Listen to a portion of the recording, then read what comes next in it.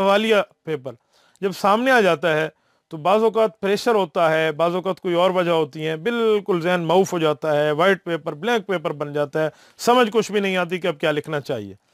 اس کے لیے کیا کرنا چاہیے؟ تو میرے دوستو، میں آپ کی خدمت میں وہ بات پیش کرتا ہوں جو میں نے اپنی بالکل نرسری لیول سے لے کر یونیورسٹی لیول تک اور اپنا اولا درجہ سے لے کر تخصص تک مکمل کے مکمل درجات میں پیپروں کے اندر جو چیز کی ہے، وہ وظیفہ، وہ ترتیب، وہ میں آپ کی خدمت میں رکھتا ہوں۔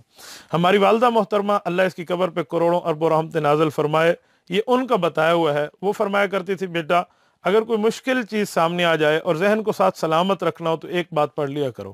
میری والدہ محترمہ الحمدللہ سید ہیں، ہاشمی ہیں، اللہ پاک ان کی قبر پہ کروڑوں رحمت نازل فرمائے، یہ ان کا بتایا ہوا وظیفہ ہے۔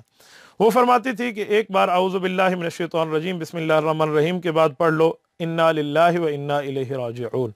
اس کے بعد سورت نمبر 92 ہے قرآن کریم کی 30ویں پارے کی سورت والضحیٰ واللیل اذا سجا، یہ مکمل پڑھ لو۔ فرماتی تھی جب یہ دونوں پڑھ رہے ہو تو کویسچن شیٹ کو بالکل نیچے رکھ دو، یعنی الٹا کر کے رکھ دیں، یہ اس طرف دیکھے نہیں، سوالیہ پرچہ جو ہے اس کو الٹا کر دیں یا دیکھے نہیں۔ جب پڑھ لیں، پڑھ لینے کے بعد اپنے آپ پر بھی پھونک لو، پرچے پر بھی پھونک لو اور لکھنا شروع کر دو۔ میں اللہ کی قسم اٹھا کے کہتا ہوں، اللہ رب العزت کا فضل، کرم، احسان، امتنان ہے، میں نے اپنے ان تمام سالوں میں اولا سے لے کر دور حدیث، دور حدیث سے لے کر تخصص تک ایک بار کسی استاد سے ایک ڈنڈا نہیں کھایا۔ الحمدللہ یہ پڑھ لیتے تھے، اور اس طرح امتحانات میں سیکنڈ اور تھرڈ پوزیشن تو رہی دور، پوزیشن ہولڈر بننا ہوتا تھا، اور وہ بھی فرسٹ کے درجے میں۔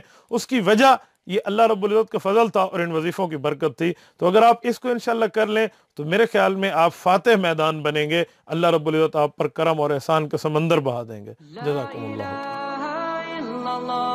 محمد رسول اللہ علیہ صلاة اللہ وآلہ والأحبہ